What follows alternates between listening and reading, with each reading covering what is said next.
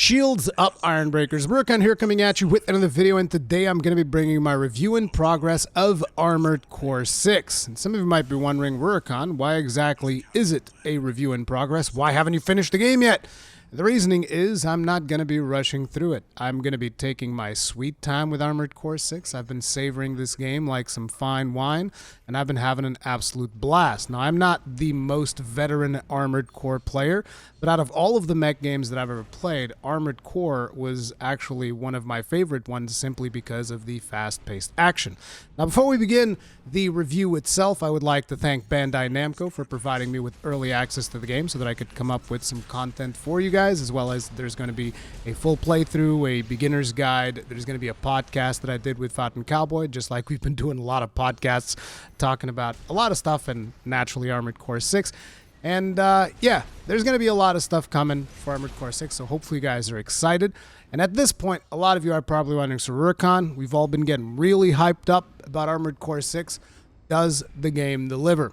My opinion, hells yeah it does. The game is so friggin' good. I've been having an absolute blast over the last couple of weeks, jumping in, recording the missions, and then going back and redoing a bunch of the missions to try out different strategies, even though my strategy always ends up going back to big beefy tank boy with big beefy weapon and just pummeling my way through the... I feel like I'm brute forcing my way through the game, and it feels friggin' fantastic. I know that a lot of people are not going to approve of my playstyle, but I don't care because it's just so much friggin' fun. But naturally, when it comes to reviews of games and stuff like that, you always get some newcomers, so I figured I would start by talking about what is Armored Core, to kind of give you guys a brief elevator pitch for those of you that haven't really been watching a whole lot of information about the game. And Armored Core is a fast-paced action combat mecha game. So the whole thing about this game is about the mobility of how you can move around in the mech. You can fly around, and depending on the type of legs that you have, you're going to be more agile, going to be slower. But overall, even on the slowest possible mech that you can build, it is still going to be some pretty friggin' fast-paced action. That's just the whole point of the game. It's fast-paced action, vertical movement, and, you know, dynamic combat situations that can occur at any given time based around the loadout that you have on your Armored Core. So the whole thing is you build your Armored Core, and you can tailor it to the objectives of a mission, because you're going to be given a bunch of missions. The game actually uses a mission structure, so you're going to receive a briefing and be like, okay, in this mission we need you to go survey out this area.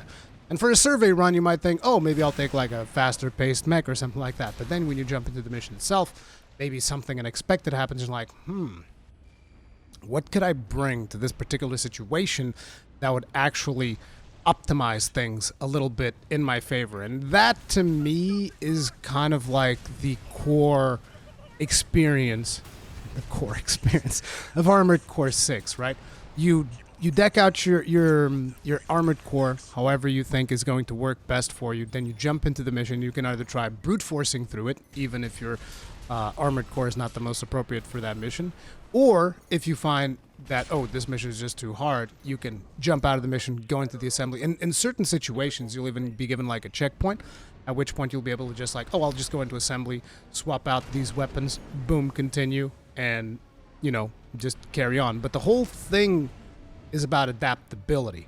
And, you know, as someone who likes to do multiple builds in a lot of video games, like you think about Dark Souls, how many builds have I done in Dark Souls? And again, I'm not bringing up this because I know a lot of people are going to be like, so it plays like Dark Souls? No. Okay.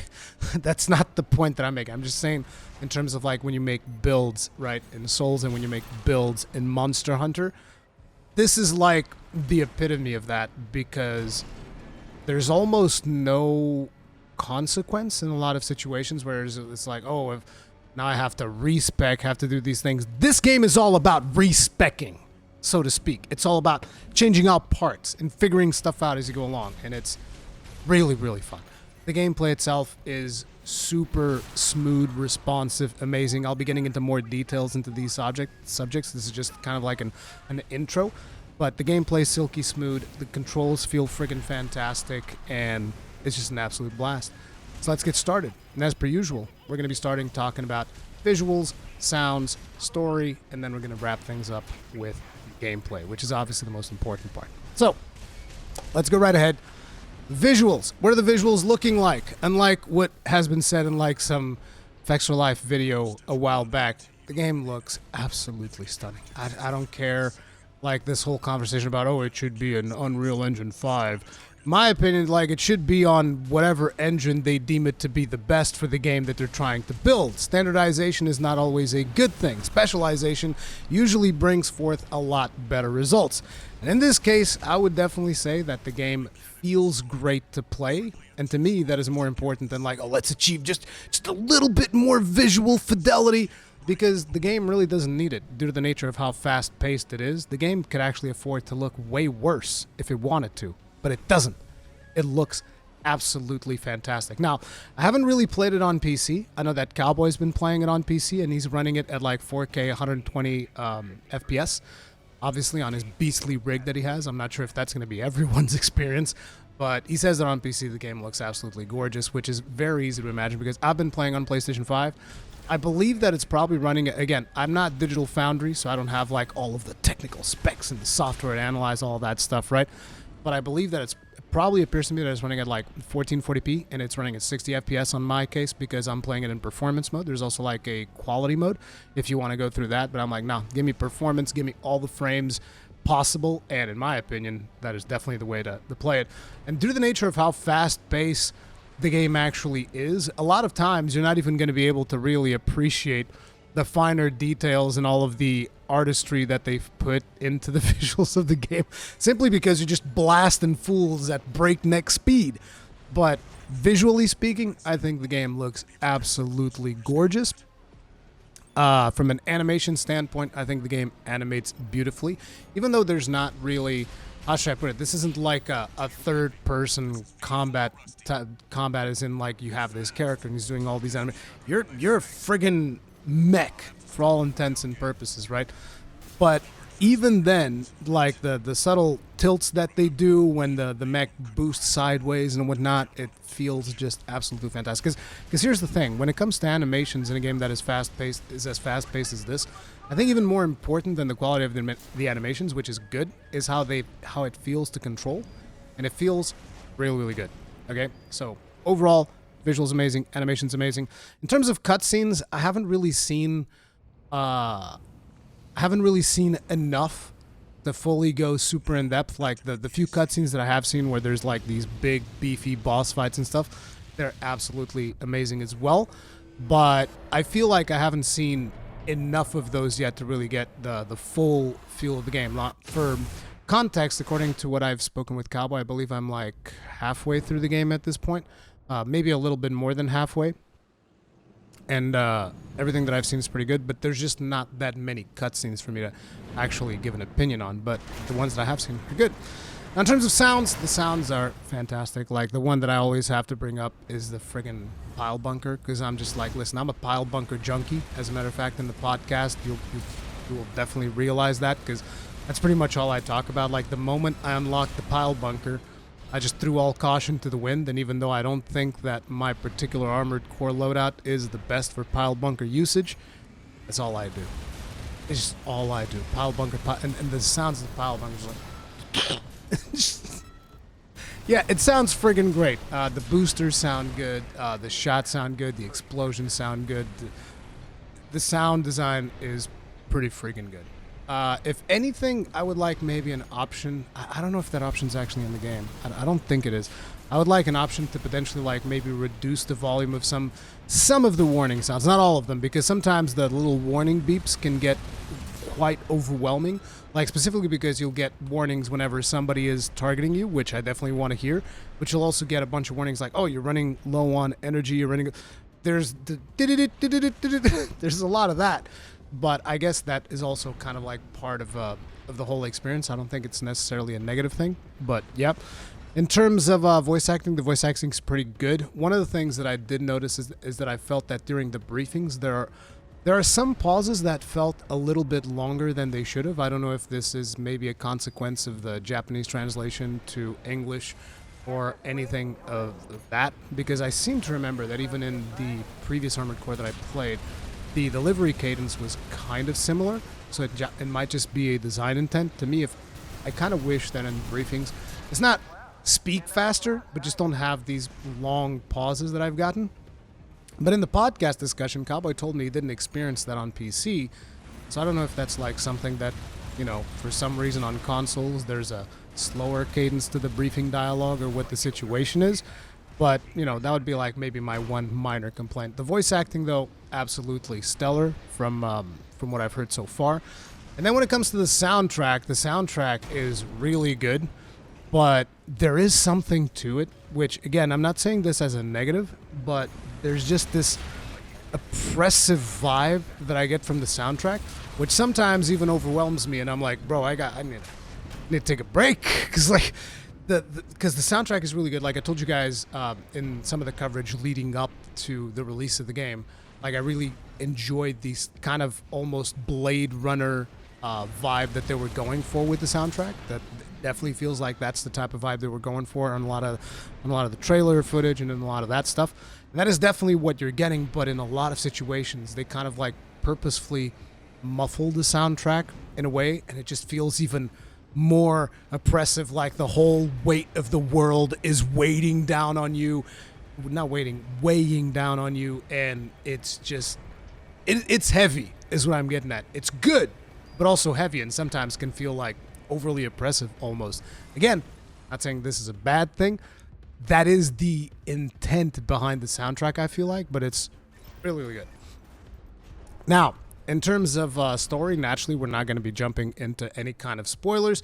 Most of you that are familiar with stories from Armored Core, you'll be aware of the fact that you're going to be working for corporations, and corporations basically just want to like kind of screw each other over in the name of profit and screw planets over in the name of profit. So that's kind of like the overarching plot vibe that I've gotten so far. There are all these corporations, and 1 minute you're hired by one corporation to do something, then the rival corporation, it might even be the next mission, the rival corporation hires you to screw over the corporation that hired you previously, and it's just like all of these kind of like corporation conflicts over the resources of the planet and all of that stuff, which is interesting. But like I was discussing with Cowboy in the podcast, which you guys will see probably later today, I feel like I haven't really gotten to a point where the story really fleshed out, and he told me you're right on the cusp. I'm right on the cusp where the story pans out, and in Cowboy's words, he believes that the story of Armored Core 6 actually gives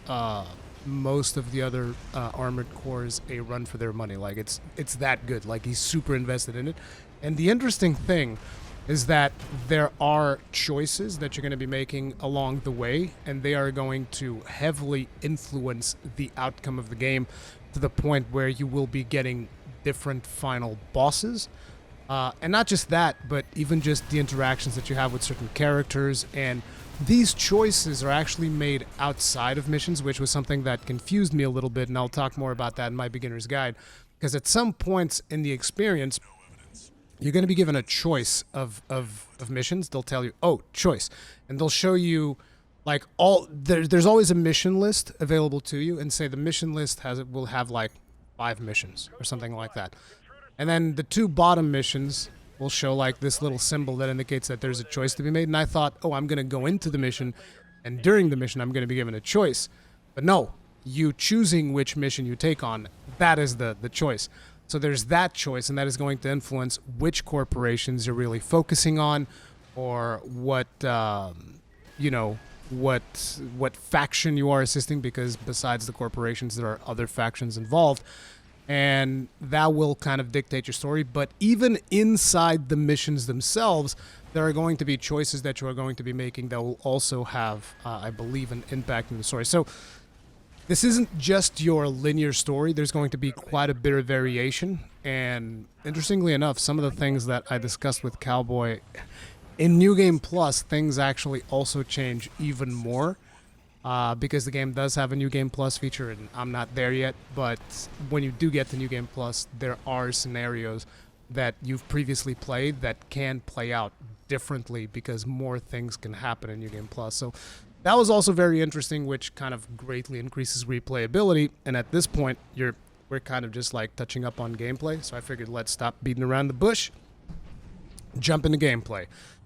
So, like I just said during story there's definitely going to be reasons for you to replay the game, both in terms to check out all of the different story outcomes that you can get from the choices that you make throughout your experience, but also in terms of like just collecting more weapons, trying out different loadouts and all of that stuff.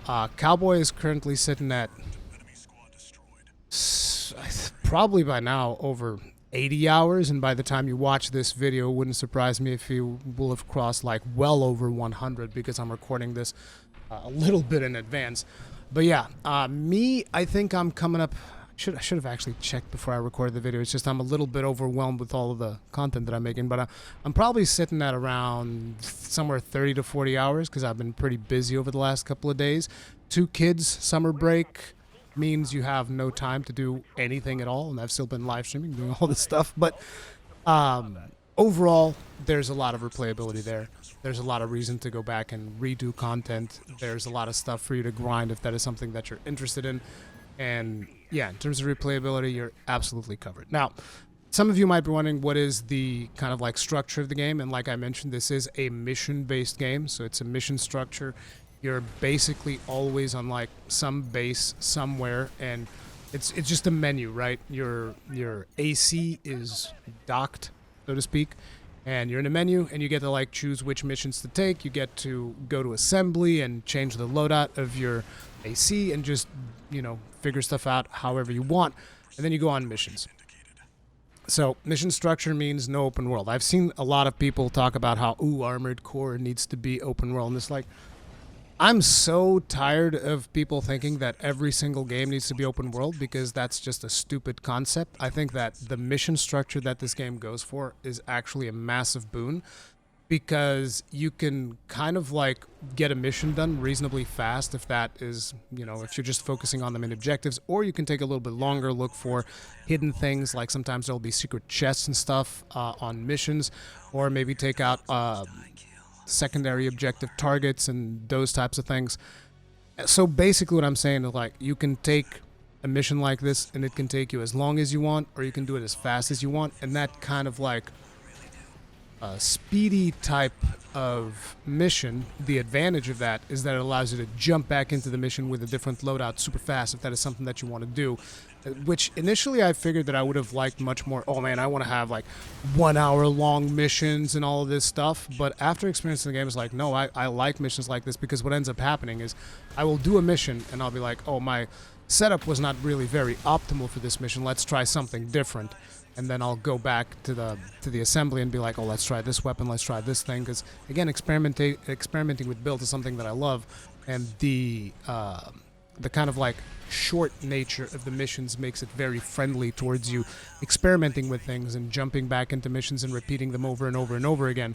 And there is also reasons for you to do so if that is something that you're into, because you can chase after higher scores in missions, performance, and all of that stuff, getting like S rank on missions and whatnot, which is a really good way to go about it.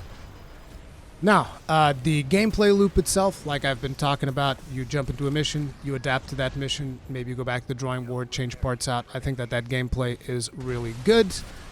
There's a lot of variety when it comes to missions. Sometimes there'll be missions where it's like, oh, go kill this AC, or go assault this particular facility, destroy this building, secure this target, defend this section. There's varied objectives that you can get on any mission that the game throws at you, and that basically allows different weapons to shine in different situations. Like if you just need to kill something really, really fast, you can go in, bazookas, blasting, grenade launchers, and all of this stuff. But the downside of that is that you're not going to have a whole lot of ammunition, so you're going to have to balance things out. Okay, I really want to blow this thing up fast. That means I'm not going to be as good at dealing with more rank and file type enemies. Or you can go the other way around. Oh, I'm going to bring in like the friggin' assault rifle or something to take care of these smaller enemies. But then if you need to blow something up fast, it's not going to be as easy. And obviously you can also restart at checkpoints and go to the assembly and all that stuff. But so far in the missions that I've played, there hasn't really been like a mid-mission assembly. They will give you a resupply Sherpa, which you guys might have seen in some of the gameplay footage that we've seen for Armored Core 6, and usually those come before boss encounters. So it's okay for you to blow your whole loadout during a mission. They're not going to just, usually at least, they're not going to just throw you against the boss with no ammo. They'll be like, hey, resupply here. And also, resupplies are usually pretty much boss flags. Like, oh, there's a resupply? That means there's going to be a boss encounter. Got to be careful about that. But, yeah, the differing objectives and all that definitely gives a lot of different Armored Core loadouts their own time to shine. Now, when it comes to one of the main mechanics that is introduced with Armored Core 6, I would have to go with the stagger mechanic, at least according to all the information that I've seen about previous Armored Cores and stuff. So, stagger, the best way to kind of like compare it, and a lot of you will probably be aware of this by the gameplay footage that you might have seen previously and stuff like that, but the best way to compare stagger really is just bring up Sekiro.